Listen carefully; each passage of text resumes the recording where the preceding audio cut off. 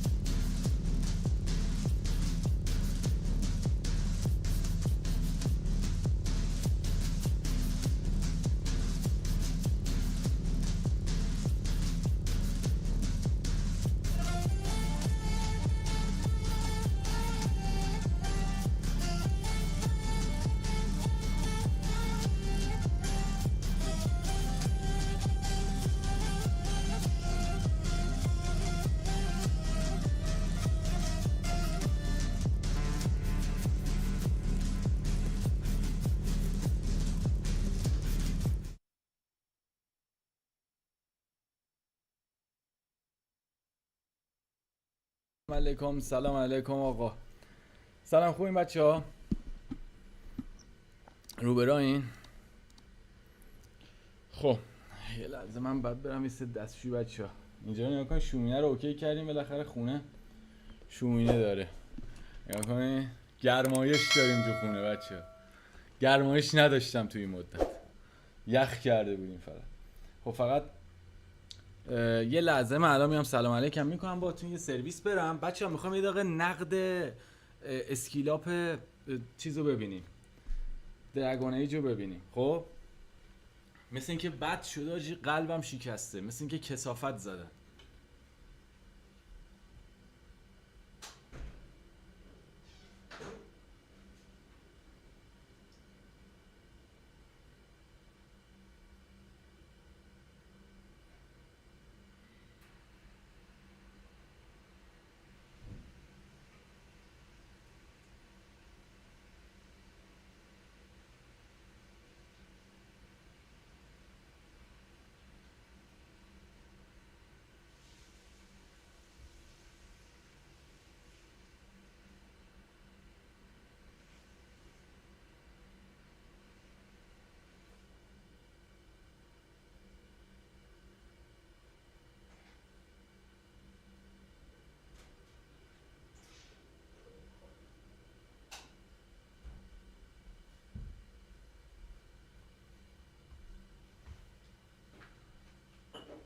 امروز از صبحم بیرون بودم، کار داشتم، خسته کوفته اومدم. با تیم بچه های انیمه، با تیم نویسنده های انیمه دنیای بازی 3 ساعت جلسه داشتم. شومینم همین الان رسید که وصل کردم و اینا. هموم نرفتم دیگه، هموم نرفتم، کلام خراب خستم. این درگون ایج هم که مثل این که کثافت زده، ناراحت شدیم. آرتوریاس چطوری؟ مهرانی چطوری؟ سوشیان داداش چطوری؟ خوش اومدی. آریا چطوری دایی؟ سیمبا چطوری؟ میکائیل چطوری؟ به به همه هستیم. حاجی درگون ایج کثافت زده، آیجین 9 داده، ولی میدونی نویسنده منتقد آیجینی که چیز کرده نان باینری خودش، و دقیقاً تو متنش اشاره کرده که به عنوان یه نان باینری چقدر خوب نان باینری ها رو تو بازی نشون دادن. آره آریا خوب شدش، مشتی شد، رهبه مشتی شد، لاتی شد. آقا خیلی ناراحت شدم سر دراگون ایج. آقا اصلا نمیدونی، باورم نمیشه دراگون ایج همچین اتفاقی افتاد. تو 2 روز پیش، امروز استوری گذاشتم دیدین؟ دیشب خبرشو اومد به گوشم که به کانتنت کریئتورا کد ندادن حاجی، به خیلی ها کد ندادن، به گنده ها، نه مثلا من و فلان، نه به آدمای سوپر گنده، به فکسترا لایف کد ندادن، به فکسترا لایف کد ندادن حاجی. فکسترا لایف که ویکی تمام آر پی جی هایی که بازی میکنید و درست میکنه. الدن رینگ بازی میکنید، دنبال چیز میگن سرچ میکنی، فکسترا لایف میاد براتون، سایت فکسترا میاد براتون. حاجی اصلا یه وضعیتی، قربون دستتون به به. مستجر قبلیه لعنتی همه چیه دلروده شومینه رو برای شور برده بود. خیلی ناراحتم حاجی. ببین ادامهشو ببینیم چی میگه. یه صبر کن هدفون بزنم. آیجی 9 داده ولی اصلا 9ش قابل اعتماد نیست. نه برو ببین چیه، من دیدم اون ویدیوشو، برو ببین چیه. داره توضیح میده که چرا ما نقد نمیکنیم. اون آریا اون ویدیوش اینه که توضیح داره میده که چرا ما نقد نمیکنیم، قضیه چیه. آره حاجی رفته تو اون ویدیو توضیح داره که چرا به ما کد ندادن، فکر میکنم به خاطر چیه و چرا میخواد همچین اتفاقی بیفته و ما نقد نمیکنیم، کاورش نمیکنیم. توضیح میده که مثلا حاجی من فاکینگ آر پی جی درگون ایج مثلا بازی مورد علاقمه، یکی از آل تایم فیوریت گیمامه فلانو. بابا خیلی اصلا نشد دیگه بابا، چرا آرتوریاس خیلی بابا. بابا درگون ایج مثلا یکی از آل تایم خفن ترین آر پی جی هاست. بعد IGN 9 داده بچه‌ها، ولی 1% به IGN 9 IGN اعتماد نکنید. من این اولین باره میگم به نمره IGN دقت نکنید بچه‌ها. اولین باره دارم، یعنی میخوام بگم که چی جدی مثلا این فاکتاپه، یعنی این نمره IGN رو این اولین باره فکر کنم میگم IGN رو جدی نگیرین. این نمره IGN رو ابداً جدی نگیرید. منتقدی که IGN نوشته اصلا منتقده رو حاجی اصلا من تا حالا ندیده بودم هیچی بنویسه. اصلا من تا حالا ندیده بودم از این منتقده هیچ متنی. بیا اینه لینا هافر، کسی که حرف میزنه صدا کسی که دیال متن رو میخونه رو ویدیوش یه مرد دیگه است. اینه آجی اصلا ریویو استورم استیج فاینال پریویو. این میخوام ببینم چی چیزی داده که ارلی اکسس منر لورد سانز آف د فارست. و اصلا این آر پی جی کو آر پی جی نداره که همه فهم روک تریدر رو زده حاجی. نمیدونم باید ببینیم، ولی الان این اسکیلاپر رو میگن که چیز خوبی نوشته حاجی. بسا حاجی این فاکینگ برمیگرده میگه من 50 ساعت بازی کردم کاش که 50 ساعتمو پس بگیرم. اینقدر بد میگه حاجی.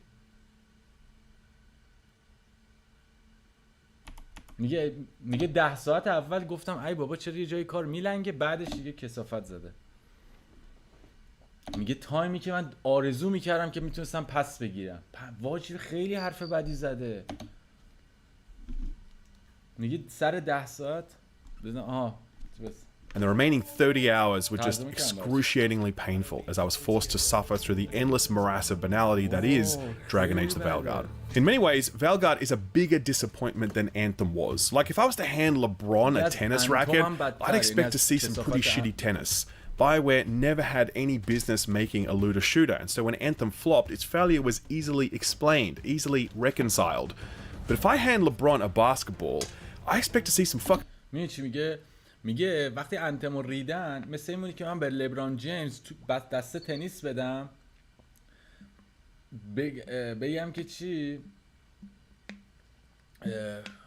مثلا تنیس بازی کن، بعد لبران جیمز خراب بکنه تنیسو، هیچ کس نمیگه وای چرا لبران جیمز تنیس بد بازی میکنه. که انتم اینجوری بود. ولی بایوور وقتی آر پی جی شو گیان بزنه یعنی به لبران جیمز توپ بسکت بدی بعد لبران جیمز بره تر بزنه. خب یک دو الان بلندش کردم. خیلی بد شده حاجی. points on the board, and it's impossible to imagine a bigger home court advantage than this for BioWare. The Dragon Age franchise, one of their most beloved and most successful, no pressure from EA to cram in all sorts of live service bullshit like it was meant to have at one point, but they pivoted away from. بابا اصلا میگم به پارسا به کسایی که ایرادم نگرفتن تو پریویوشون خوب گفتنم کد ندادن حاجی. همین فکسترا لایف بد نگفتش، لوک استفانز بد نگفته حاجی، پشمام ریخته. From that years ago, there's no واقعا تسلیت به مولا حاجی. سیاه و قرمز پوشیدن مثل شمر. game cash up here. There was obviously plenty of development time and budget. There was the freedom for BioWare to make a BioWare-ass BioWare game without any compromises and without any excuses. In no way, shape or form did BioWare meet the moment and capitalize on the opportunity that was handed to them. Dragon Age the Veilguard apes the most superficial elements of a BioWare game, making no effort to modernize what is a now fairly dated formula while delivering absolutely none of the writing, characterization and imagination that made its previous games so great. The writing is frankly terminal. It lacks any nuance or wit or wisdom. It cannot communicate ideas except to say them aloud to the camera.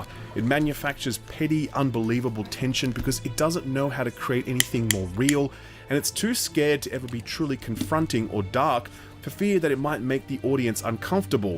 Every interaction between the companions feels like HR is in the room, and every interaction led by the main character, Rook, sounds like he's addressing an under 12 sock. میگه همه چی دیالوگ جوری که انگار HR تو جمع نشسته حاجی. HR هیومن ریسورسز مثلا منظورشون تو شرکت که منابع انسانی انگار نشسته کسی یه حرف بد نزنه. team before a مهدی semi-final رنجبر چطوری؟ or teaching toddlers how to properly share toys. The واقعاً way you بده build پاسخ. relationships with your companions is so woefully outdated. Drawn out quest lines completely divorced from the main plot, starring disposable کم villains and نگرفته. recycling the same settings, enemies and bosses you find elsewhere. The romance system feels equally antiquated, heavily reliant on the will bang آیجی 9 داده ها ولی فاکینگ منتقده یه جا یه چیزی نوشت من گفتم اصلا نه منتقد گفت به عنوان یه نان باینری بهترین رپرزنتیشن مثلا یه نان باینری تو بازی بودش. وات فاک من میخوام آر پی جی بازی کنم گروه پدر نان باینری میخوام چیکار بابا بی خیال. okay button, even when it doesn't make sense for that to be an option, with no supporting systems behind it to make your romance decisions feel believable or consequential. The Yeah. world design Romance is option so is toch. weird. I have never encountered worlds quite like this. They feel more like Overwatch maps than actual explorable spaces, and they're littered with puzzles so mind-numbingly stupid that I wonder how little BioWare must think of our ability to solve puzzles. And the combat is like, man, shallow is too kind a word. The lack of enemy variety, the sponginess of those enemies, how limited your control over party members is, it all makes combat so utterly mindless and so breathtakingly repetitive.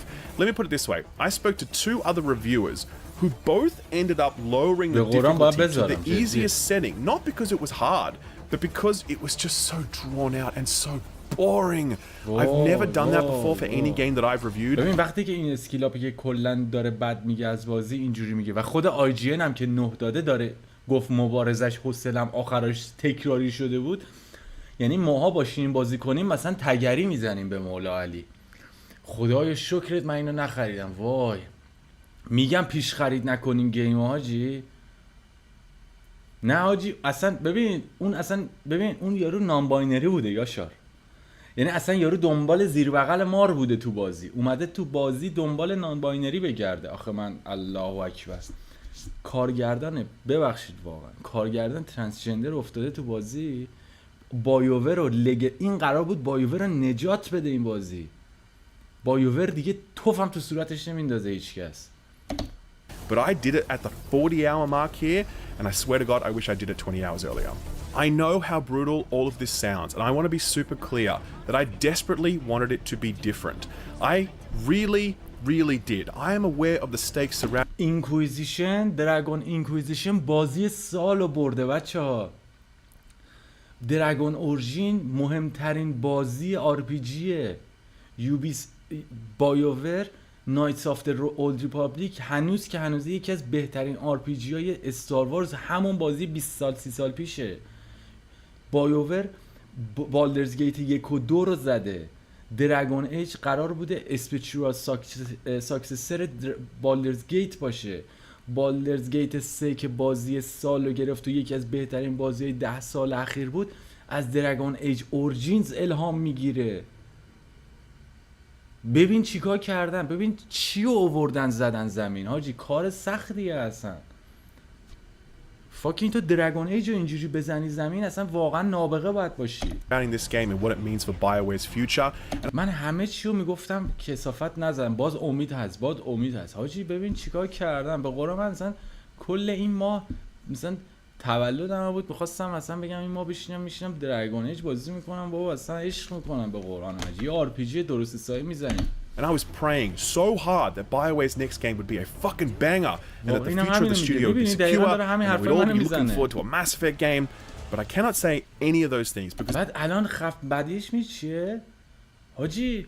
دقیقاً یا شما هم فاکین الان مس افکتم. آقا ما همه اون مس افکت دوست داریم.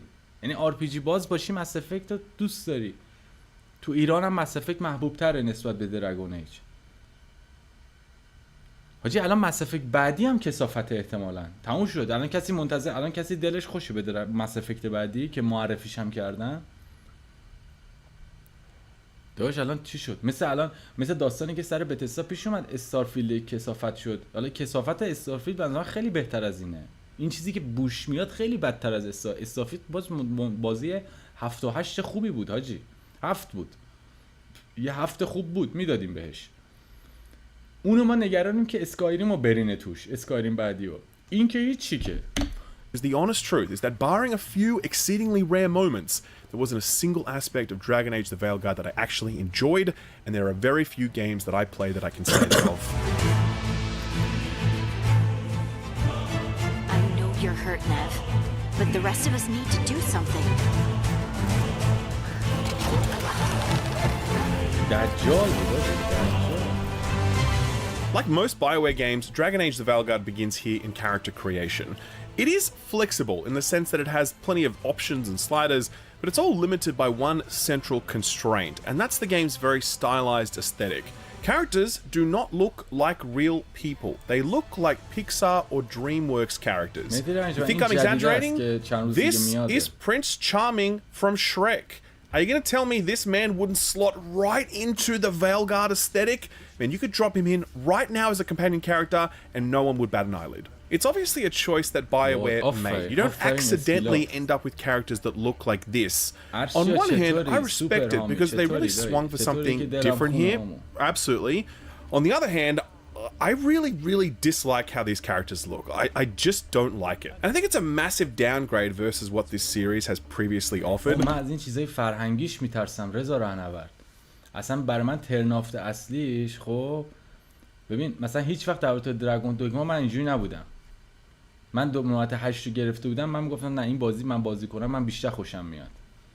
چون میدونستم داستانه فرهنگی و این پلیتیکای جدید آدینس مدرن رو دیگه نداره توش.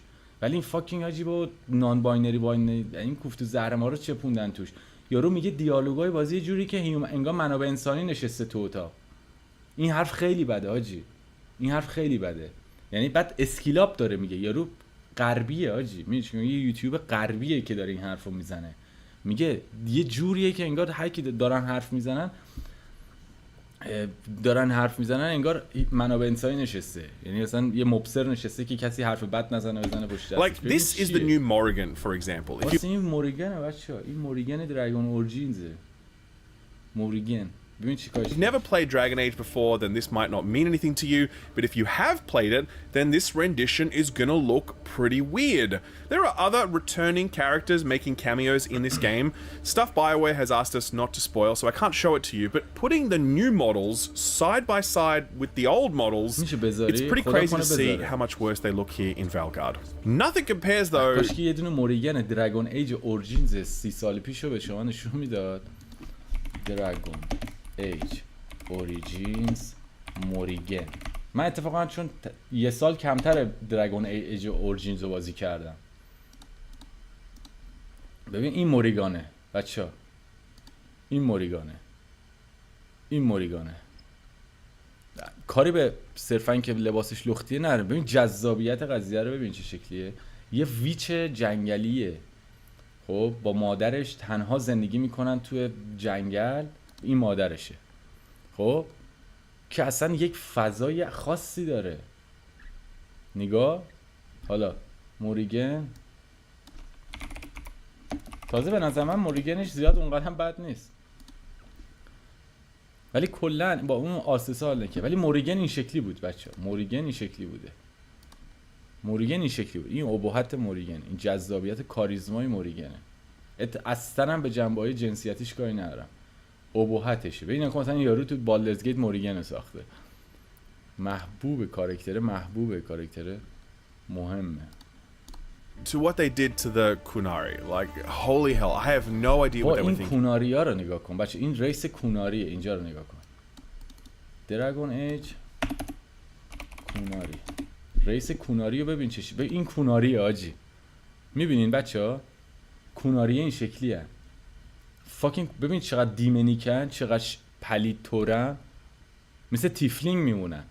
نگاه کن ببین. نگاه کن مثلا این کوناریه. نگاهش کن شاخش ببین این فرم. حالا اینو نگاه کن مقایسه کرده. این کوناری جدیده این کوناری قدیمه آجی. جون خصی. من اینا رو تازه اقماس کرده بودم. این چیزی نیستش که من الان فهمیده باشم که. من اینو 2 ماه میدونم. من کوناریای جدید دیده بودم. خب حاجی من امیدوار شده بودم بهش. من تریلرها رو بجز تریلر اول همه چیز بود. من گفتم شاید شانسی باشه ارشیا. نگاه کن اصلا این کوناری این شکلی کرد، این کوناری کجاست، این کوناری. من گفتم حالا اشکال نره، میخوان این کاری بکنن کوناریشو این شکلی کردن، فدا سرت. کی اهمیت میده کوناری چه شکلیه؟ ولی بیا نتیجه کار چی شده؟ This is how they used to look in the Inquisition, like truly badass and intimidating. And this is how they look in Valgard. I mean, how on earth could BioWare have landed on these designs and thought, yep, that's it, ship it? The Kunari redesign looks comically bad. And it's also kind of lazy because now instead of looking like a truly distinct race with a different facial structure, the Kunari now just look like humans with horns. It really sucks. These character designs are distracting and they weaken the game's ability to deliver emotional moments. I don't think your characters need to look realistic for you to have a strong connection to them. There are millions of games that disprove that point. But this uncanny valley thing, this half-human, half-cartoon thing, it catches on the eye the same way an off note catches on the ear. It's hard not to be distracted by just how odd everyone looks. And in the more tense, emotional scenes, I found that their fake plastic faces made it harder for me to buy into whatever emotional distress they were selling. This is further compounded by BioWare's approach to facial animations, which is extremely outdated in 2024, especially for a game where you spend so much time looking at characters' faces. Like, take this example when my character is angrily trying to convince the Grey Wardens to act. We don't have time to play Who's the Greyest Warden. You need to shut up and listen. The threat is real. The gods are coming, and they're bringing the blight with them. Or this clip when Rook is dressing down the team after a setback. Last I checked, there are 2 gods out there. They've got plans, and we're falling behind. And if it wasn't clear enough after Demeter's crossing, it's clear now. They'll rain disease and death across Thedas unless we stop them. In both instances, you really can't see the emotion that the voice actor is delivering.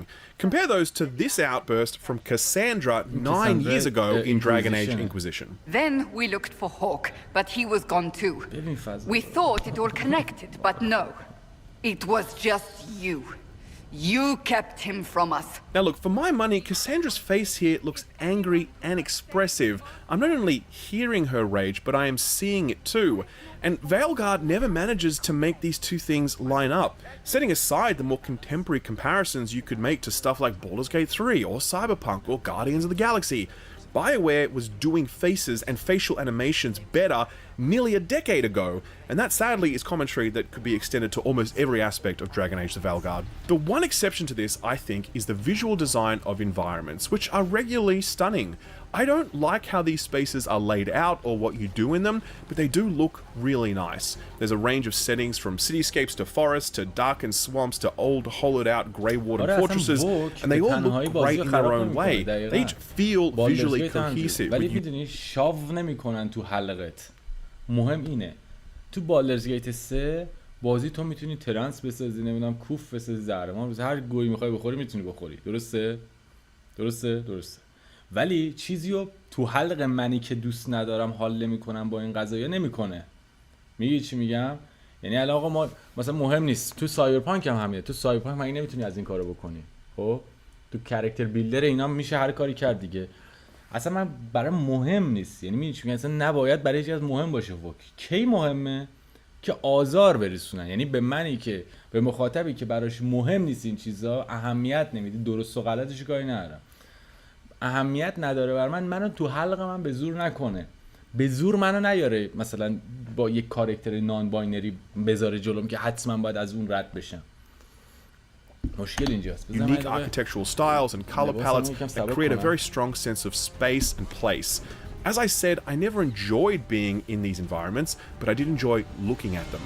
I will also say that Valgard runs extraordinarily well on a high-end PC, which doesn't always happen all the time, by the way, right?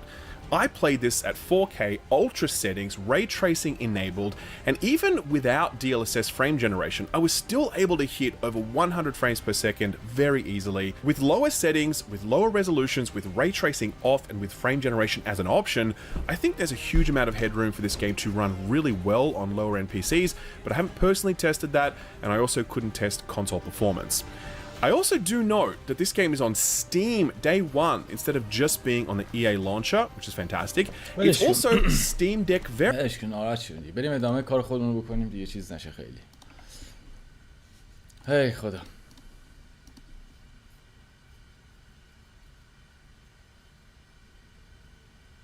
بیا الان من کامنت گذاشتم. ببینم اینجا هم هست. کامنت گذاشته بودم.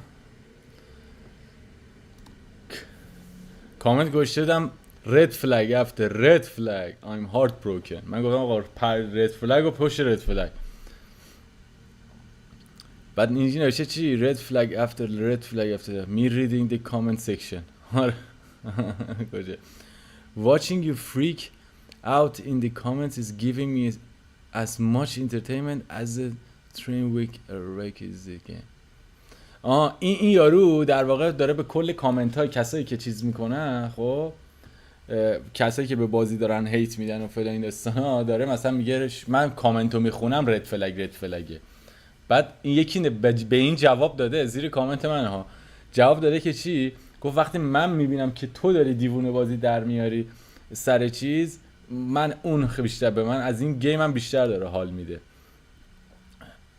لیل بایوور دف اور دیدم کریچر. میگه پس تو کدوم یکی؟ یه بایوور دیولپر کوچولوی بایوور عصبانی یا یه دیدم کریچر؟ نوزه اینو برش کنید کامنت ندارم، ولی این چی نوشته؟ این نوشته 8 و 51 دقیقه the biggest red flag yet. Quite well handled, and finding out that the writer for this character اینجا نگاه کن. It doesn't feel navigate your family's reaction to it. I've yet to see in a game. It doesn't feel like an after-school special or like I'm talking about here. As a non-binary, we'll be fighting weirder stuff than necromancy. And while we've been asked by the devs not to spoil specifically who I'm talking about, میگه با اینکه اجازه نداریم که اسپویل کنیم که در مورد کی داریم صحبت میکنیم. چی مشیده؟ Here, as a non-binary person myself, Veilguard includes some of the most authentic representation of coming to terms with general gender stuff. And having to navigate your family's reaction to it, I've yet to see in a game. It doesn't feel like an after-school special or like I'm being pandered to.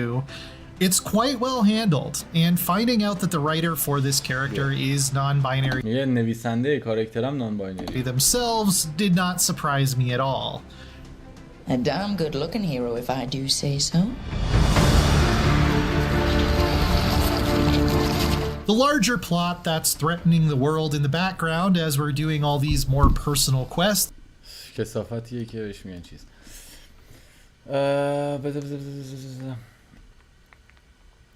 به شخص خودم مثلا واسه استیکرش کن دیگه، کلی بازی واسه کلی دیسکولیشن بوده کرده.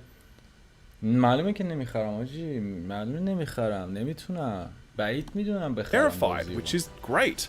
Most impressive. نمیخواستیم ببینیم، ببن بابا. اینو می‌خواستیم ببینیم، می‌خواستیم الدن رینگمون رو ببینیم، ببینیم چیه. یکم میزنم عقب‌تر بیافتیم تو فضاش. Whose thirst would never go unsated. So it was that Okina became a bloody finger of Mohg, cutting down his enemies with rivers of blood, a cursed sword which has felled countless men.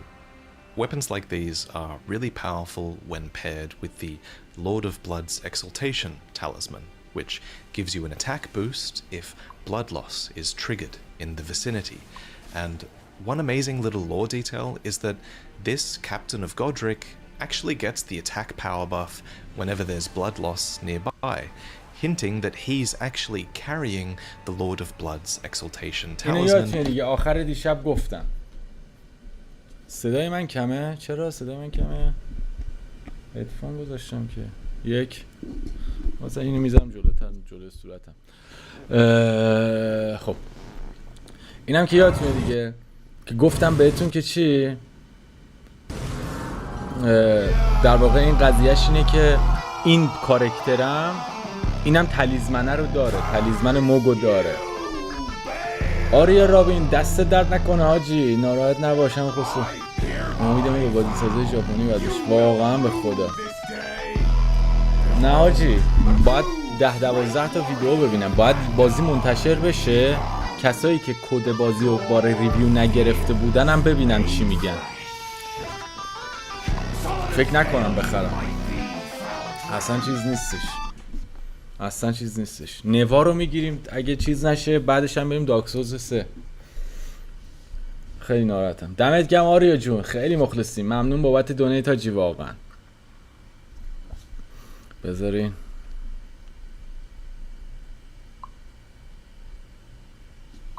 خب بریم ببینیم چی میگه. And that he is thus an adherent of Mohg. The weapon art he uses نه آجی، چون الان واقعا شرایطی ندارم مثلا برای بازی که ممکنه اصلا خورد کنه پول خرج کنم آجی. by the Lord of Blood. So it seems this Stormvale captain has either defected or is secretly یکم مشکل اینجوری هم هست. or he has a dual allegiance. اگه مثلا شرایطشو داشتم آره می‌خریدم تایید بازی می‌کردیم. The talisman itself مگر اینکه الان باز ببینم یه دیدن حرفای خوبی میزنن در تو بازی که خیلی خوشحال میشم. ولی اگه هرچی ببینم همین شکلی باشه خیلی بده دیگه. میدونی چی میگم؟ برای همین میدونی الان مثلا الانم که قیمت بازی ها رو گرون تر کردن، میدونی چی میگم؟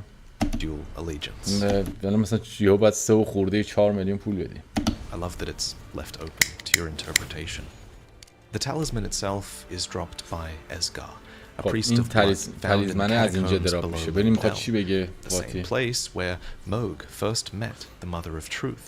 He wears the robes of an adherent of Mohg, except for his great hood, which reads, a burial shroud of sorts, for those who discover, at long last, the truth they sought. I think this could be hinting that Esgar found the Mother of Truth here below, but it's hard to say for sure. Speaking of which, it's unclear if Mohg has ever shared the fact that he communes with the formless mother at all. Most worship of her appears to be really indirect, and bloodshed for the sake of bloodshed seems reason enough for her and those that perform it as well.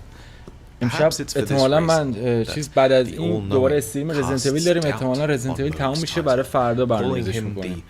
فردا پس فردا حتی فردا فکر کنم نباشم. Oh, so that's where the so-called Lord of Blood was hiding himself, eh?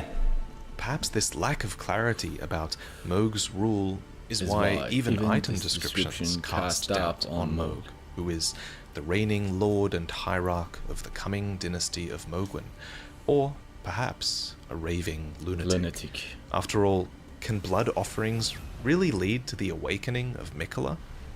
در واقع میگه که آیتم دیسکریپشن ها یه قضیه بیشتر شک میذارن روی کاری که میخواد موگ بکنه، که آیا واقعا مثلا این بلاد آفرینگ قربانی کردن خون و فلانی داستانه آیا واقعا کمک میکنه که میکلا بیدار بشه یا نه. حالا بعد میگه چی؟ این چیه what the fuck؟ of the blood lord does stay چرا تصویر اینجوری شد؟ that no matter how much of his bloody bedchamber he tried to share, he received no response from the young Empyrean. میگه چی؟ میگه که هر چقدرم no matter how much of his bloody bedchamber he tried to share، هر چقدرم که از اون خون داستانی که داره هر بدچمبرش، حالا میشه سالن جایی که میخوابه یا جایی که میکلا هست، هر چقدر که سعی کرد خون بریزه به پاش، he received no response from the young Imperium، هیچ جوابی، پاسخی، ریاکشنی از ایمپریوم جوان که منظورش میکلای نگرفت. But Mohg needs Mikola to awaken because واقعا Mohg خودم هم doesn't دوست just دارم want رضا to be a راهنورد. ruler, he wants legitimacy in the eyes of the world, and since Mikola is an Empyrean eligible to be the god of this world, he could give Mohgwyn a legitimacy that might match even the Golden Order, which is structured in a similar way. It has a lord and a god at the forefront. So it's time to finally talk about Mikola. For if he does awaken, then it's very likely that this will lead to the coming dynasty. که اگه حالا برسیم سراغ میکلا، که اگه واقعا بیدار بشه سلسله موگوین در واقع شروع میشه و whatever nightmares that may bring. که هر کابوس و چیز وحشتناکی هم که با خودش بیاره دیگه خب میاد دیگه.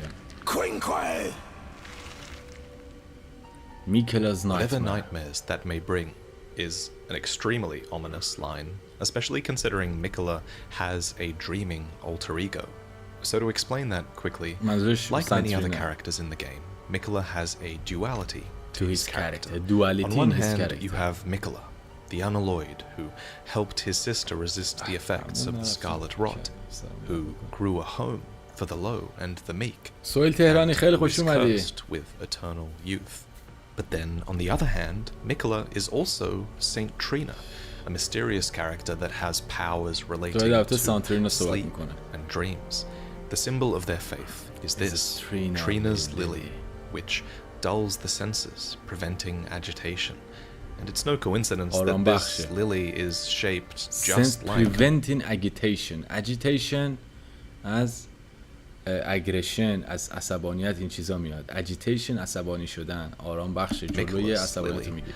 For the nascent Miquella is Saint Trina, or they're moonlighting as them in their dreams, so to speak. And whatever Saint Trina has been doing, it's made a really good impression on a great many people.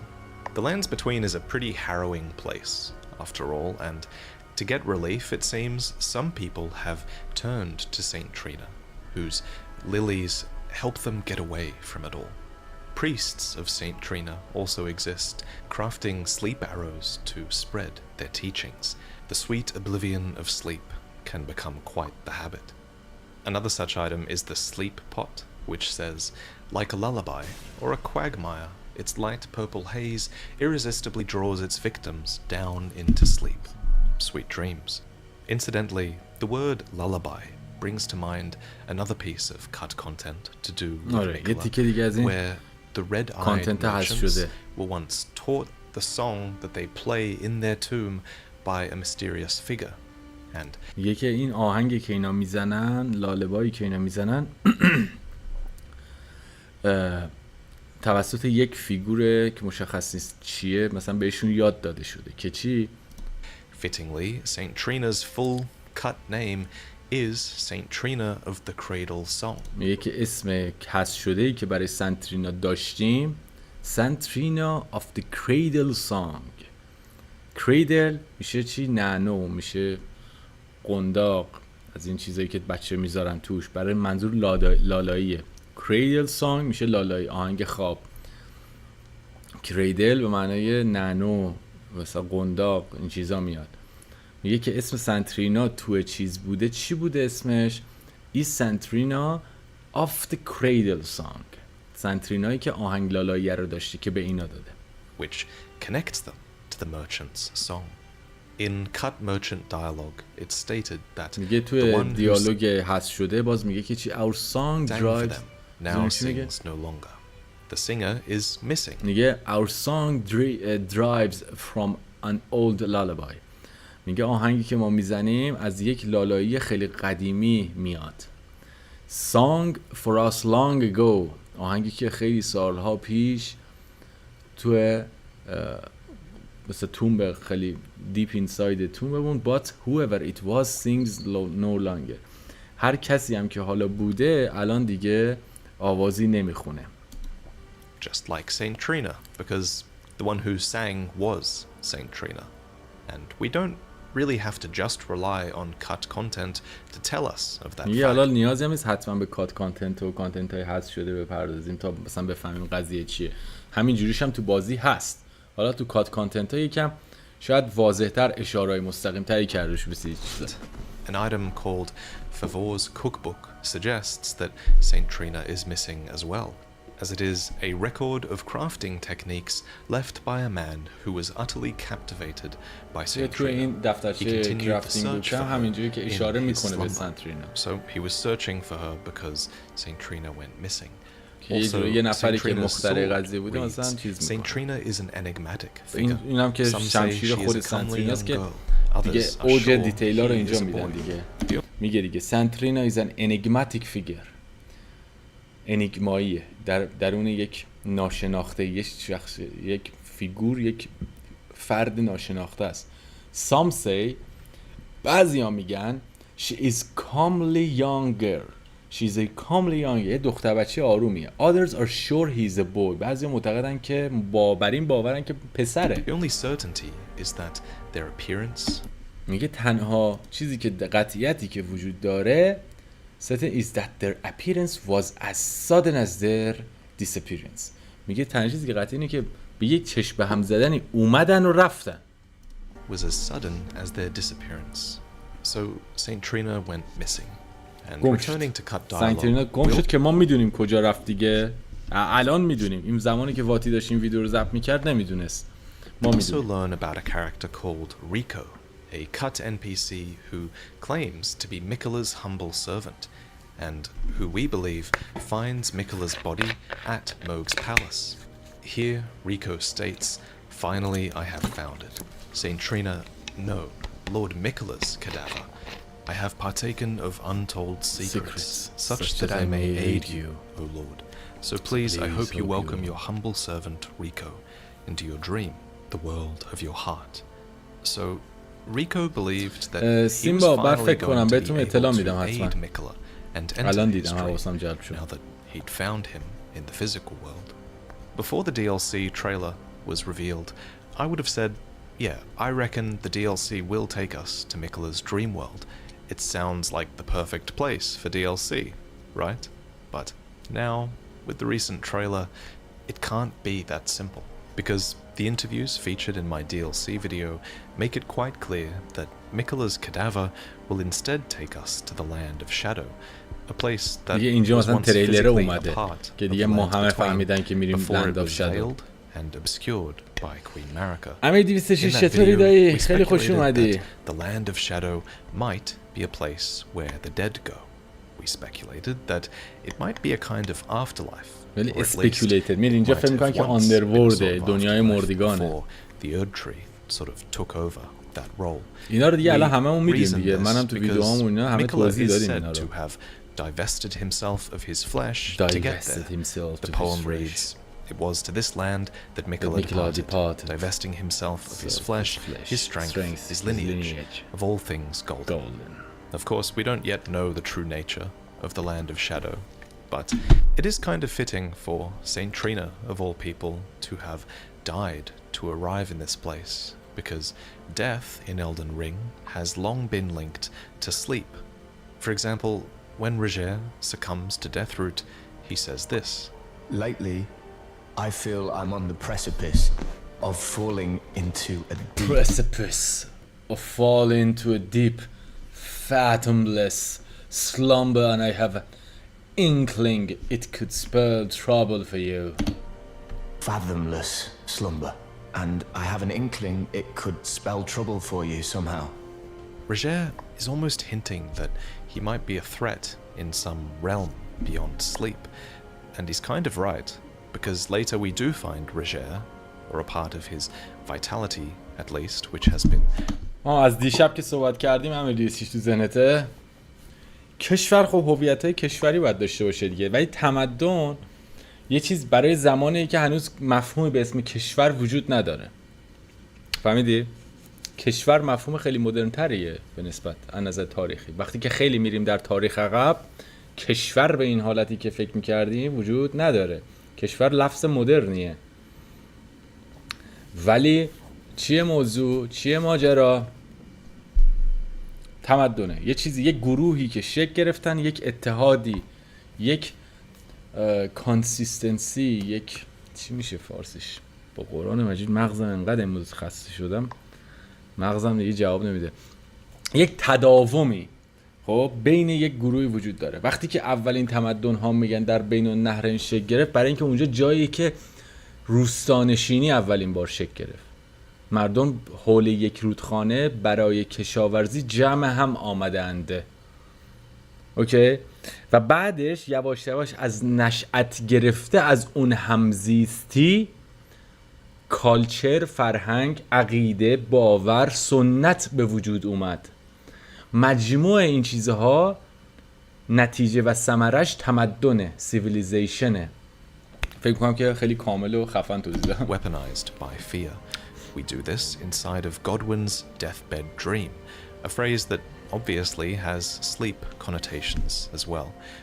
So I wonder, with death being so linked to sleep, could Mikola have planned this death in his own slumber? آیا میکلا واقعا اینو برنامه‌ریزی کرد که ما میدونیم آره دیگه دقیقاً برنامه‌ریزی کرد. ایناش دیگه در واقع چیزایی که ما بهترشو میدونیم الان. اینجا مثلا داره تازه اسپیکولیشن میکنه، فرضی سورایی میکنه که آیا واقعا میکلا برنامه‌ریزی کرده بود برای این اسلام برش توی قلعه موگ؟ آره داداش خیلی چیزا رو موگ بنده خدا رو برنامه‌ریزی کرده. Evidence for Mikola's death being a sort of deep sleep could be the slumbering egg, which is an owl egg that will never hatch, prized as a symbol of the most sublime slumber. The egg is this powerful parallel to the situation with Mikola's cocoon.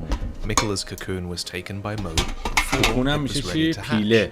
Just so, this egg is looted from killing an owl, and thus is also taken before it was ready to hatch, perhaps before it was even ready to be born. The owl inside will never hatch, it's essentially dead, and this egg's description reminds us that this state of death is the most sublime slumber there is. So, I conclude that there's a strong parallel between the slumbering egg and Mikola's cocoon. Touching the arm that extends... نکته جالبی اشاره کردی. یه تونی داره دنیاهای فرام سافتور. یک تونی داره. دنیای تنهایی در اون دنیای وجود داره. حتی جهان الدن رینگ هم یک تنهایی درش وجود داره. تو وقتی تنها هستی داری صحبت میکنی آروم صحبت میکنی. نمیخوام چی بگم. تم و فضا و تون لحنو میسازه. یه لحنی میسازه. میگیری چی میگم؟ اون لحن تونه میخواد یک چیزی بگه که چیه؟ آقا اینجا یک سکوتی هست چون خلوته. میگیری چی میگم؟ قشنگ متوجه منظورت شدم. امیدوارم حالا بفهمی منظورم چیه. Out of the cocoon will bring us to the land of shadow. Will bring us to the land of shadow. For us. As per the IGN interview, Miyazaki states that players will be following in Mikola's footsteps in the same way that they followed the blessings of the sites of grace in the lands between.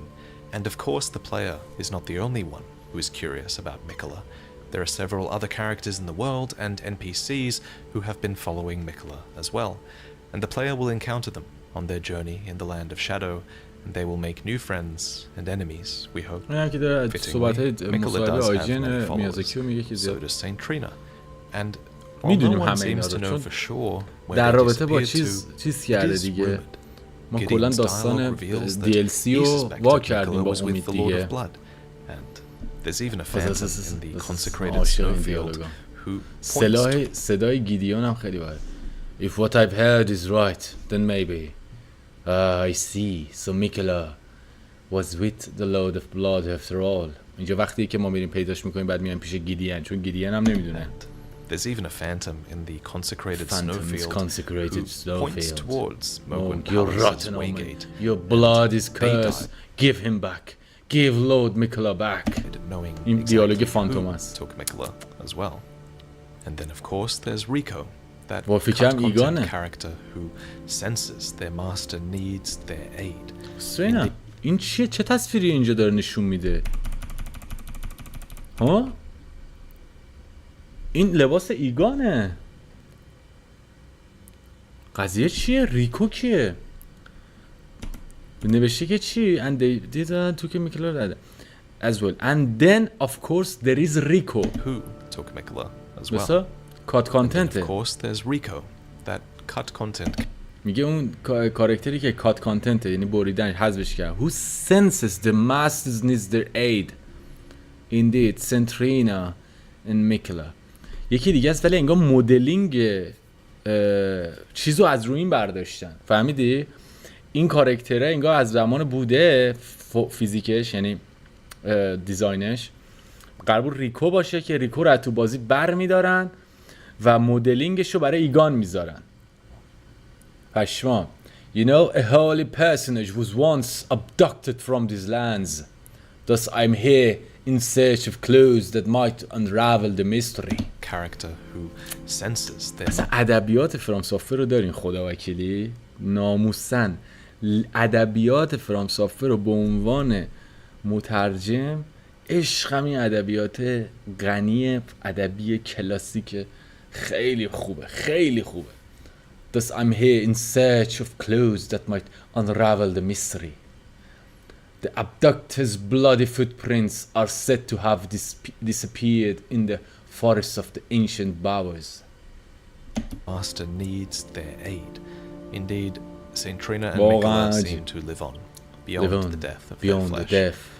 And while the land of shadow might not literally be the dream world that many expected it to be, there is evidence that Saint Trina's presence has been felt here. For example, this is Saint Trina's base game. It looks a bit sad, right? It only has a tiny hint of purple left. So this is why I wonder, could this lily in the background be a true lily of Saint Trina? It does appear to be more whole, and it appears in a sort of quagmire of چقدر واجی یاش بخوای که هنوز DLC نیومده و هنوز نمی‌دونیم قضیه چیه. وقتی چه لحظاتی بود اولین بار DLC رو بازی کردیم. ای خدا چقدر بعضی وقتا بازی خوب بازی می‌کنی چقدر میچسبه به قولان. There's that signature purple sleep hue, and there's a masked character who is slumbering in this place. Incidentally, another thing I missed was that you can actually spy some lilies in the background of this fight as well. So perhaps this boss is linked to Saint Trina? But perhaps. I digress. Miquella's actions are becoming clearer to us, but that still leaves Mohg. First up, how did Mohg manage to abduct Miquella?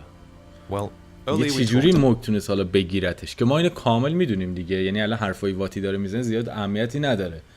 ما الان میدونیم که چی اصلا موگو چارم کرده بود که موگ بیاد اینو برش داره ببره فکر کنه اون خبره. بعد ما بیایم که برای اینکه اینو نجات بدیم موگو بکشیم که بعد اینا جنازه این موگو یواشکی ببرن.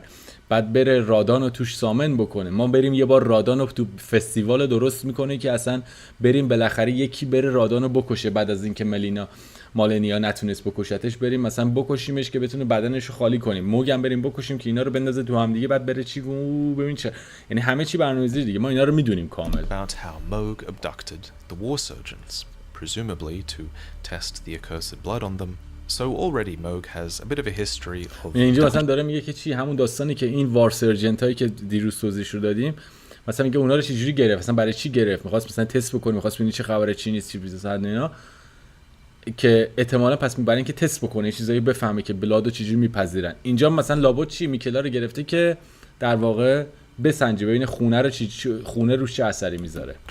شاید بیدارش کنه. If he can materialize from blood anywhere like this cutscene suggests, and like his sanguine nobles and bloody fingers seem able to do, well, that would certainly explain how abducting Miquella was relatively easy for him, especially if Malenia was away fighting Radahn at the time.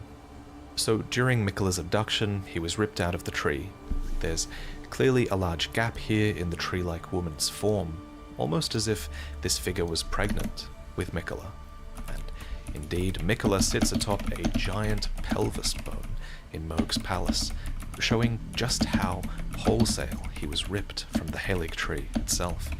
The Mother of Truth desires a wound, indeed. So we know what happened. But why? Why did Mohg think abducting Miquella was a good idea? Sex!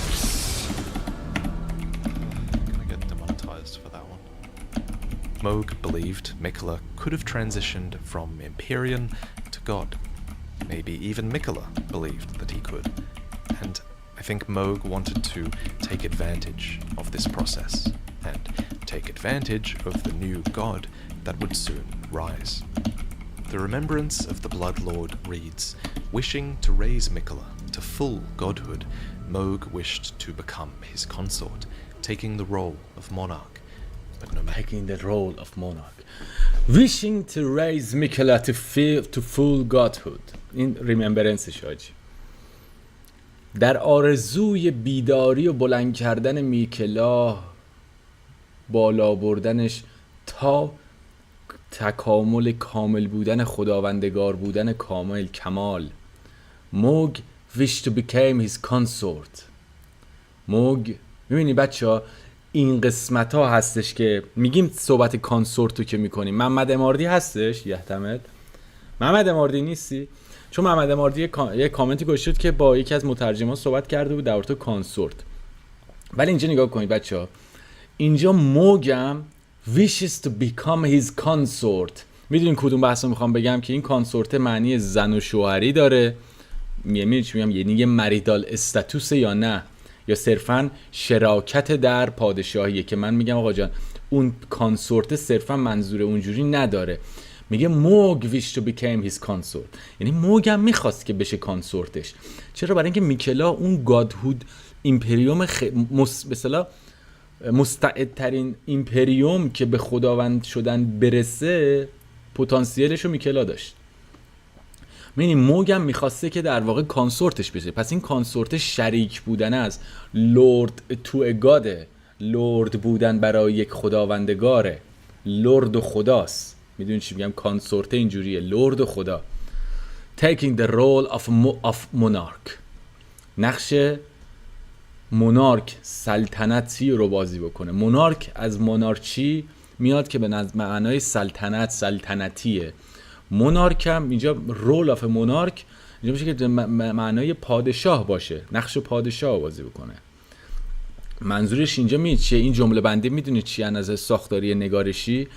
موگ ویش آرزو داشت که کانسورتش بشه، نقش به اون کانسورته، زن و مرد و این چیزا، این نقش مونارکه رو بگیره. مثلا ببین چی میگم؟ حتی دو طرفه میشه معنیش کرد، تعبیرش کرد، معنی که نه، تعبیرش کرد، ولی باز مشخصه یکیش بیشتر نه. But no matter how much of his bloody bed chamber he tried to share, he received no response from the young imperium. اینجا داره در واقع یه استعاره‌ای هم به کار میبره، یه ایهامی هم داره به کار میبره. میگه but no matter، ولی هر چقدر که how much of his bloody bed chamber he tried to share، هر چقدر هم که سعی کرد رخت خواب خونینش رو شریک بشه با میکلا، هیچ جوابی از ایمپریوم جوان نگرفت. پس اینجا میدونی داره اون زن و شوهریه هم داره میاره وسط. میدونی تو رخت خوابتو با کی شریک میشی؟ با پارتنرت، با همسرت. میدونی چی میگم؟ پس میگین but no matter how much of his bloody bed chamber he tried to share، هر چقدر که سعی کرد تخت خونینش رو، تخت خونین منظور تخت خونیه، خب هر چقدر میشه رخت خوابش رو آقا بیا تختی شیر بکنیم با هم دیگه، اشتراک بذاریم، رخت خوابمون رو مشترک باشیم. اینا همه لفظای زن و شوهریه دیگه اصطلاحاً. He tried to share, he received no response from the young imperium. میبینید از نظر زبانشناسی یا مثلا از نظر ادبیات چقدر خودش معنا داره، چقدر خبره. آره صاحب کوس بپرس. یه بار صحبت کردیم همین 226 درتون، حالا بعدش یه صحبتی میکنم، یه تزی میدم. یه شایعیه که خیلی ضعیفه، یعنی 1% هم شاید مثلا درست نباشه، ولی من صرفاً باهاتون به اشتراک میذارم. قبلا گذاشتم اگه نبودین، ولی بهتون میگم یه شایعه خیلی ضعیفی هستش که یه آی پی جدیده. حالا بهتون میگم چیزایی که شنیدم صرفاً. پس میدونید چیه بچه‌ها؟ اینجا در واقع هم این که اینم در واقع میخواست کانسورت بشه، ولی انگار همچنان اون استعاره ایهام کانسورت انگار واقعا هست. یعنی انگار از قصد، از عمد ایهام کانسورت رو به کار بردن. آقا این کانسورت بالاخره شریکه یا پارتنر، همسره، چیه قضیه؟ Bed chamber is appropriate considering Mohg is trying to consort with Mikla and become his lord, so to speak. It being a bloody bedchamber is appropriate too, as items state that Mohg slumbers beside the divinity, and the cutscene seems to be suggesting that Mohg slumbers inside of Mikla's blood. آره میبینی اینجا داره میگه که در واقع یه جوری با این صحنه هم این که انگار واقعا موگ درون اسلام بره و درون خواب و رؤیای میکلا خوابیده. یعنی از خون از دست میکلا میاد و این موگ از این میاد بالا.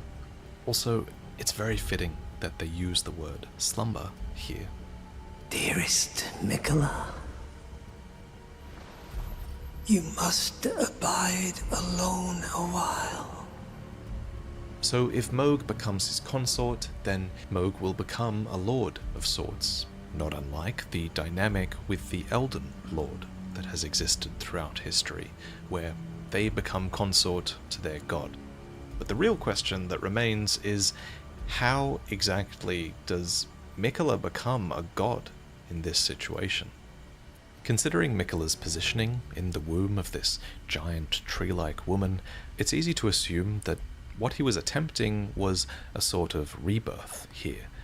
And this brings me back to Rico's dialogue, the final part, where he says, "Indeed, I beg you grant my wish, that when you transcend from Empyrean to God, allow me a place by your side."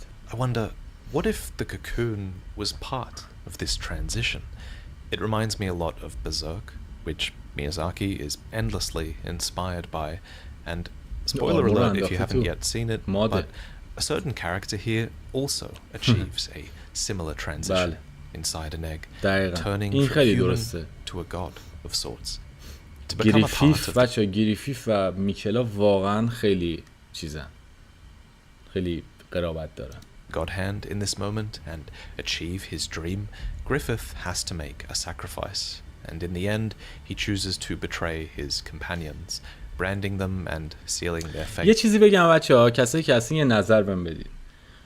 با کارهای اصلا با تم کلی کانالمون خیلی فرق داره.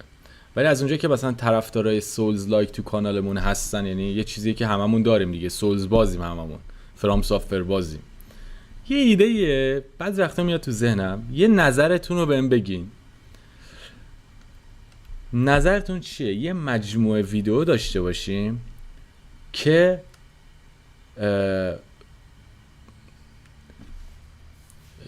مانگای برزرک رو از اول بخونیم با هم دیگه. یعنی من شروع میکنم خوندن و ترجمه کردن با تصویر و اینا، رو تصویر میخونم و میریم جلو.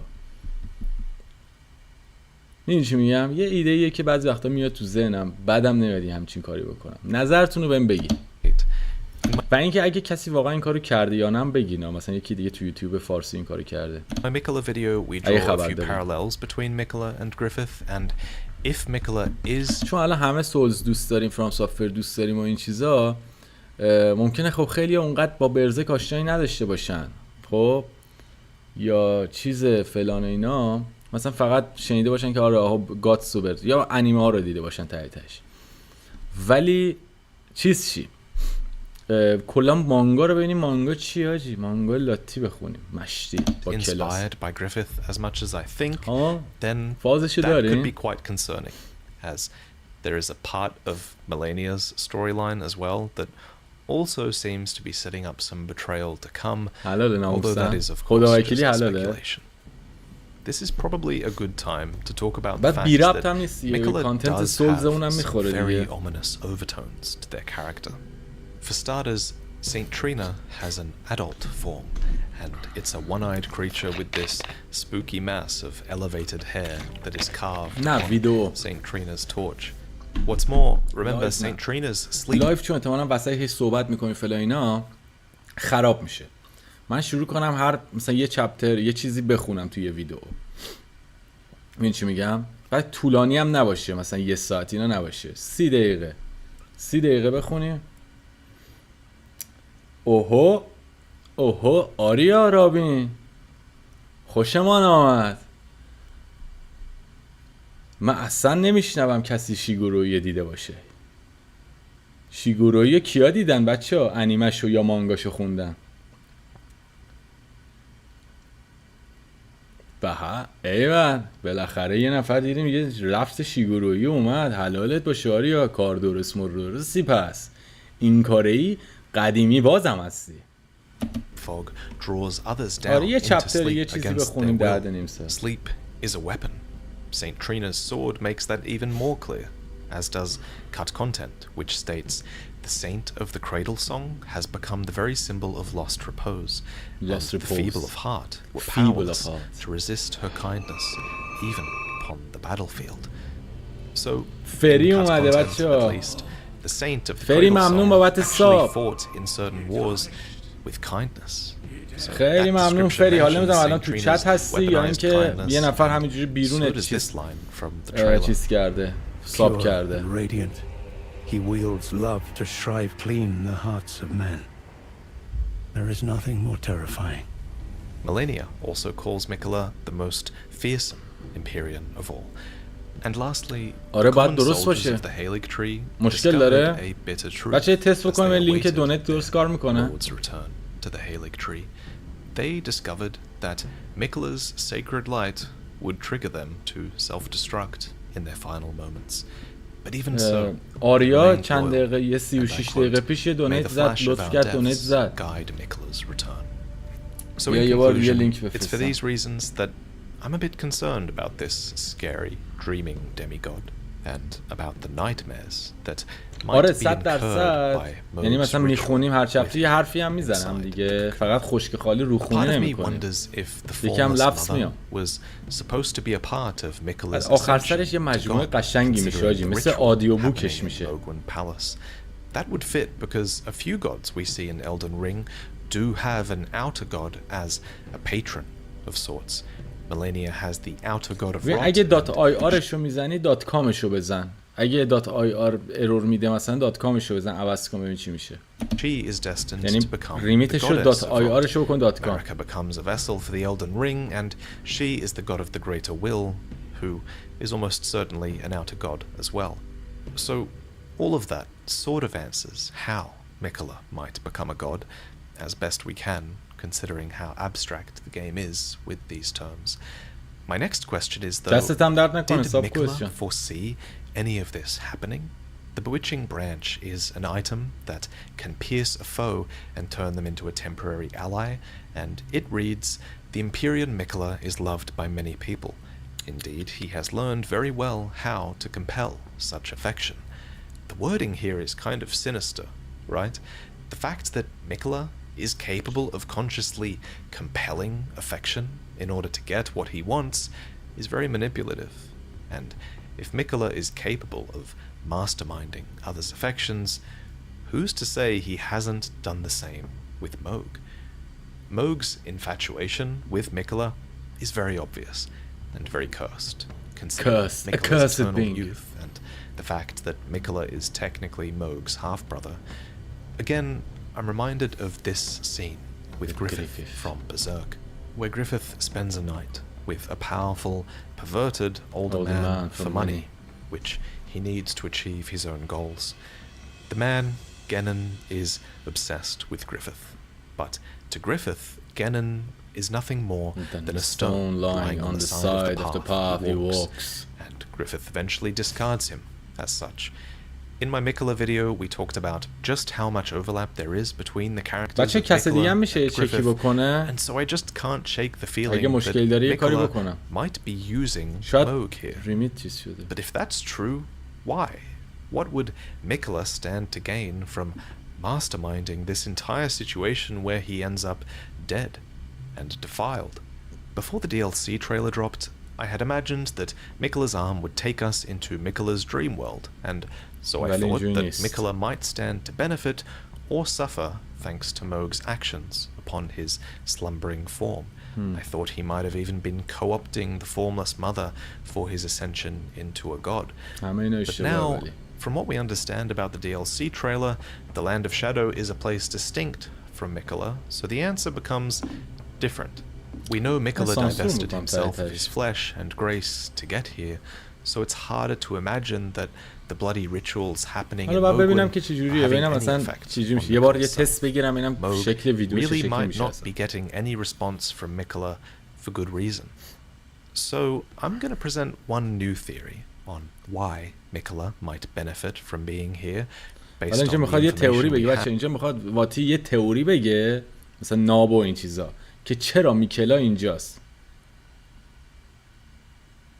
خب یه لحظه پس صبر کنین من یه چیزی رو چک بکنم.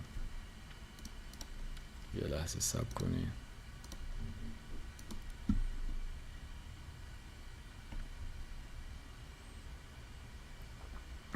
ماشاءالله ریمیت هم انقدر پشتیبانی ضعیفی داره، مثلا اینجوری نیست که الان بزنم ببینم چی میشه.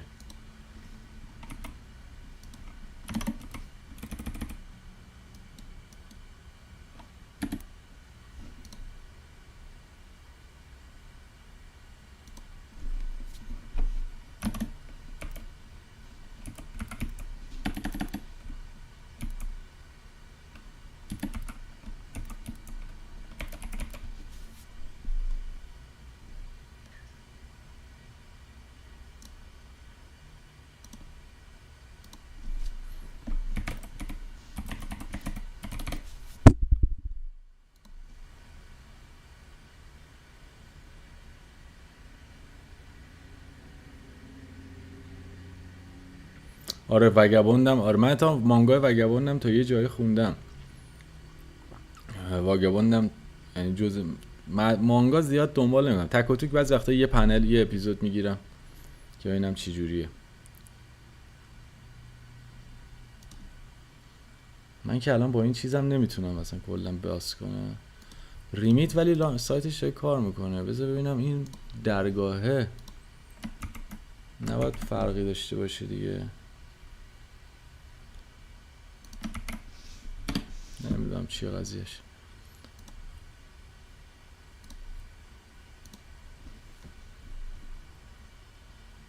خب وسیله ساب کن. حالا بذار این ادامه این چیزو چجوری میتونم بکنم که ببینیم منم بتونم اینجا چیز کنم.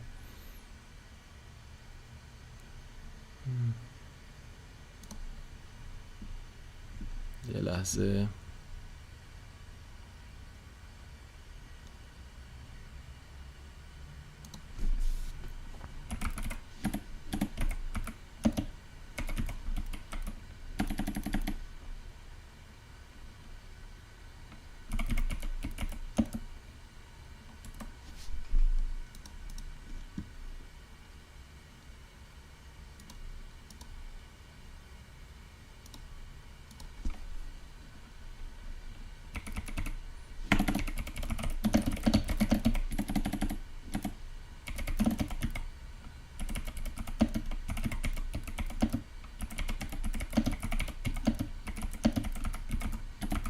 اروره چیه بچه ها؟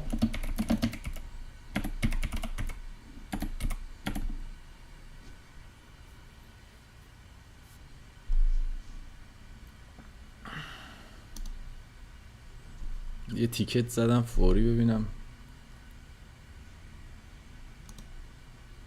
Have from the DLC trailer. چرا الان واقعا باید مشکل بده؟ ارورو تایتل داره. اروره مثلا اروره چیه؟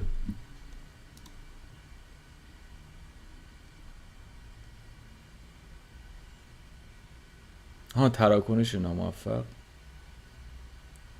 تراکنش ناموفق. یکم صبر بکن الان 11:30 یه 10 دقیقه دیگه صبر بکنید ببینید میشه یا نه.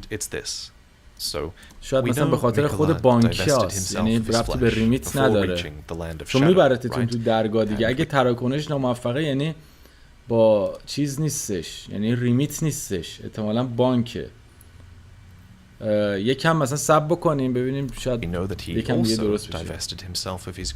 آره خودم قطع کردم تصویر واتیو چون داشتم توی تب دیگه کار میکردم. ببخشید بچه ها مطلب شدید آخراش هم هست. دم همتون هم گرم بچه ها که اونقدر پیگیرین، دمتون گرم حمایت میکنین، واقعا متشکرم. But even then she's still linked to the two fingers and has to kill them to be freed completely. So what if Mohg was instrumental not just to the process of Miquella dying, but the process of Miquella losing his grace as well? What if, by being doused in accursed blood, Miquella was defiled to the point that grace left him fully? We know that those doused in Mohg's accursed blood start to grow omen horns, and the omen are graceless, and we know that being defiled is something that many people in the lands between fear. The Dung Eater is proof of that. We talked earlier about how they defile people and how those people are terrified داره of جنبندی what میکنه this بچه‌ها. means for them and their rebirth. کلا اگه So تو این it is فاصله that I که تا think آخر داره that جنبندی Mikola میکنه، might اگه have سوالی wanted چیزی to در تو این die تایم in this ویدیو manner, داشتیم، to کلا fall into ویدیو این this ویدیو state of موگل sublime فرملس slumber مادر and لورد اف also بلاد، to be هر چی defiled داشتیم to the بپرسین point که where تو این grace فاصله جواب leaves him. شما رو هم بدین. But that's just a theory. 2-3 دقیقه And of مونده course, که we بعدش don't بچه‌ها have all of the pieces of همینجا the story ریدایرکتتون هم yet, میکنه and به استریم I think it's بعدیمون که impossible to رزیدنت say for اویلی که ان sure شاءالله which رزیدنت اویلی بتونیم direction تموم his کنیم امشب. story will go. I think this state of speculation is very much exactly where From Software wants us to be at this point. Even the All-Knowing doesn't know what's going on here. So Mikola was with the Lord of Blood after all. That is some fine intelligence indeed. Well, I wonder what comes next. If he continues his slumber within the cocoon, all would be well. But perhaps it would be safer to destroy it. Mikola is the one thing that remains a mystery to me. حاجی شم فردا ساعت دایی حالا دمت گرم شما که با همیشه هوای ما رو دارین. Action his story will go. I think this state of speculation is very much exactly where From Software wants us to be at this point. Even the All-Knowing doesn't know what's going on here. So Mikola was with the Lord of Blood after all. اینجا هیچ کس نمیدونه ها. خب اینجا هنوز نمیدونن قضیه چیه دیگه. موگ میخواد چیکار کنه، میکلا چرا اینجاست. ولی ما اینا قشنگ خدا رو شکر میبینی چقدر DLC اتفاقا تو این زمینه میبینی چقدر خوب جنبندی میکنه. که ضبط صدای خودم درسته به صورت جدا، صدای بازی هم اوکی، به جز نیم ساعت اولش صدا خرخر میکنه و نمیذاره خروجی بگیرم. بذار اونم بهت میگم. شامل تو داستان گفتن سوالای بی ربط پرسیدم. نه با فردا سر چه چیزی به نظر اگه مایند نمیگیری حساب کنید حالا تو That is some fine intelligence indeed. Well, I wonder what comes next. نه اینا رو همه رو ما جوابش کامل میدونیم این بحث. میکلا از کی برنامه ریزی میکرد. چقدر حال داد. چقدر خوش الان یه سعی میکنم یه خلاصه جنبندی هم بهتون بگم که چیا صحبت کرده. Will he be affected by the Lord of Blood's machinations? Mohg certainly believes so. In fact, Mohg believes this even beyond the very moment of his death. I can see it as clear as day. The coming of our dynasty. Mohg win. Before I go, let me tell you a little story about a game that was scheduled to release on June 21st. اینم که داره تبلیغاتیه. دیگه تموم شد. اینجا داره تبلیغ اینطوریا رو میکنه. ببین نوشته فقط موگ نه، موگها نه، موگه، یعنی این اسم این موگه. اومنها بچه ها، اومنها موجوداتی بودن که از یه جایی به بعد شاخ و فرهنگ در واقع به اصطلاح اون فرهنگ کروسیبل، کالچری که از پرایموردیال کروسیبل نشأت میگیره، یهو ماریکا میگه کنسل آقا جان، من دیگه نمیخوام این اولی اصل باشه، بندازین کنار، اینا دیگه ارزشش اینا ضد ارزش فلان. بعد بچه‌هایی که با اومن با کرس اومن به وجود می اومدن، اگه آدم معمولی بودن بچه‌ها شاخاشونو میبریدن و بچه‌ها میمردن تقریبا، یعنی یا میمردن یا اینکه اگرم زنده میموندن نباتی بودن دیگه، با مرده فرقی نداشتن. اشرافیا، درباریا، اونایی که رده بالا بودن مثل همین خود بچه‌های خودشو گادفری، موگ و مورگات، اینا رو شاخاشون نمیبریدن که زنده بمونن، ولی توی غار و دانجن و این چیزا مخفیشون میکنن کسی نبینه. خب بعد اینا در اون تنهایی و اون چیزه با توجه به اون موضوعاتی که گفتیم و اینکه چششون هم مثلا چش موگ هم حتی با توجه به اون قضیه چشم کور و اینا و اصلا فلسفه کور بودن آدم ها توی دنیاهای فرام سافتور یه فلسفه‌ای داره که چیزایی که قبلا نمیدیدی و حالا میبینی. فرملس مادر خودش رو پرزنت میکنه و خون کرس شده موگ رو به جوش و خروش میندازه به آتش و اونجاست که در واقع دم از یه حقیقتی میزنه که آقا حقیقت اینجاست و به این قدرت میده، قدرتایی که میده قدرتای خودشه و این داستانا. بعد اینو فهمیدیم، بعد به مورگات هم همینو داده بوده، چون مورگات هم زیر زمین بوده ولی مورگات نمیپذیره، پذیرش نمیکنه، ایمان نمیاره. بعد موگ دنبال اینه که چی در واقع یک سلسله رو راه بندازه. وقتی که برمیگرده میری یه جای دیگه تو اون موگ وین پالاسی که تو بازی میبینیم، اونجا اون قسمت داستانش اینجوریه که چی الهام میگیره از اون سلسله قدیمیه، خرابه های قدیمی که وجود داشته که آقا جان چی اینا مثلا داینستی داشتن، منم میخوام داینستی درست کنم و فلان و این داستانا. خب که بعد الهام میگیره از اونها و شروع میکنه اون حرکت کردن و بعد سعی میکنه که قدرتشو همون جوری که مثلا دانگیتر میخواسته اون کرسشو پخش بکنه بین آدم ها و این با میرفت مثلا واگیرداری میخوام همه پخش بکنه، این هم میخواست همچین کار بکنه ببینه که کیا قدرت رو میپذیرفتن، کیا قدرت خون تلس شده رو میپذیرفتن. بعد این وسط میرسیم به چیا؟ به اون وارسرجنت ها، اون مثل واره و اینا که تنها واره بودش که پذیرش داشت تونست خون موگو بگیره. داستان انگشت ها رو هم توضیح دادیم که اون انگشت ها یا میاد انگشت تو رو به خون موگ میزنه که تو هم قدرتش رو میگیری. انگشت قطع شده هم انگشتایی بودن که آدمایی بودن که خونو دادن ولی نپذیرفتن خونو، بدنشون پس زده و دیگه انگشتشون قطع کردن چون به درد نمیخوردن. و در نهایت هم که میرسونه به بحث این که حالا این وسط میکلا چی کار میکنه، چرا میکلا اینجاست و میکلا چی میشه. بیشتر داستان خود فرملس مادر و موگو تو استریم دیشب، واد استریم دیشب میتونیم ببینین. تو امشب بیشتر داستانایی بودش که مربوط میشد به میکلا که واقعیت الان زیاد هیچ کدومش مهم نیست. شما داستان کامل دیگه تو DLC میدونی چی میگم، برای همین زیاد دیگه فاقده اهمیته. خب بچه ها اینو که جواب نداد ببینیم چی جوریه. اوکی یه خبر خوبم که چیز شده، دیوالور دیجیتال هست، پابلیشر بازی‌های ایندی خوب و این چیزا، مثل اینکه جواب داد به ما. میتونم یه سری بازی‌ها رو ازشون چیز کنم، یه لیستی داده که بازی انتخاب کنم چیز و اینا. و جالب اینه که خدا رو شکر کد گیووی هم داره، یعنی میتونم درخواست گیووی هم بزنم. چند تا بازی هستش فعلا، این بازی که داره میاد آپکامینگاش. حالا یعنی دیوالور اون ناشری بودش که خیلی دوست داشتم که قبول بکنه تو کریئتور پروگرامش منو قبول بکنن، که انگار قبول کردن چون ایمیل اومد و چند تا گزینه و چند تا بازی هم داره که میتونم درخواست بدم. یعنی برای گیووی کدم دستم داره باز و بازتر میشه که بازی بینتون قرعه کشی کنم بهتون بازی بدم. این از این. خب آقا این استریم رو میبندم الان، استریم جدید و میریم رزیدنت اویلمون رو ادامه میدیم که ایشالله امشب تموم بکنیم.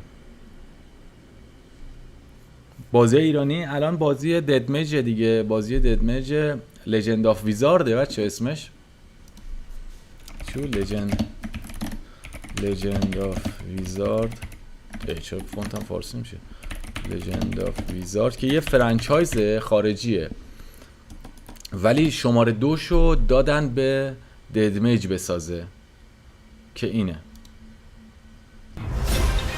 خب مثل هیدیس شده بازی.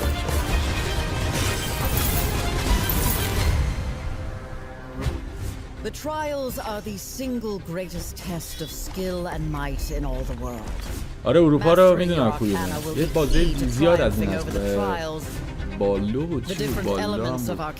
الان که اگه بخواد درگون ایج این شکلی باشه نخواهیم بخریم، نوا رو میگیرم نوا رو بزنیم بعد از رزیدنت اویل سعی میکنم نوا رو بزنیم. خودم دوستم نوا رو بزنم. نوا و انیمال ور نمیدونم کدومشو بزنیم بچه‌ها، نوا یا انیمال ور. فکر کنم نوا رو بیشتر دوست داریم، استریمش هم بهتره. انیمال ور خوبه، جفتشون فکر کنم رو هم میشه $40. این فرانچایز غربی هستن خب، ولی 2 شو دادن ددمیج ساخته دیگه. ددمیجی که چیلدرن آف مورتا و گرشاس رو اینجا من گیم پلیشو دیدم، پریویو هم بیاد ازش خیلی خوب. اینم کدوم ناشرشون چی بودش؟ من به اینا پیغام دادم. The apparatus can make all kinds of changes to the trials. Potions aren't free. آره اینم حالا سعی می‌کنم اینو دیگه واقعا می‌خوام سعی کنم کدشو بگیرم. خیلی زایه است.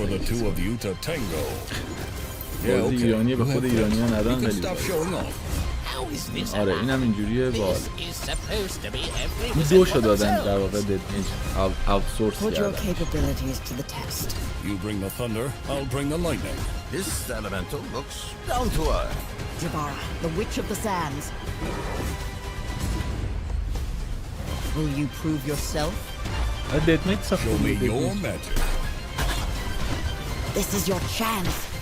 Become legend. Wizard of legend. خب بچه‌ها من این استریم رو میبندم. همین الان بعدش سریع بیاین استریم دوم. تایمر 5 دقیقه میذارم تا دستگاه مسکا رو روشن کنم و این داستانا. پس بریم رزیدنت اویل 4. فکر کنم امشب سعی میکنیم تمامش بکنیم، یعنی هر جور شده میریم برای تمام کردنش. فعلا بچه‌ها ساینا را گوزایماس.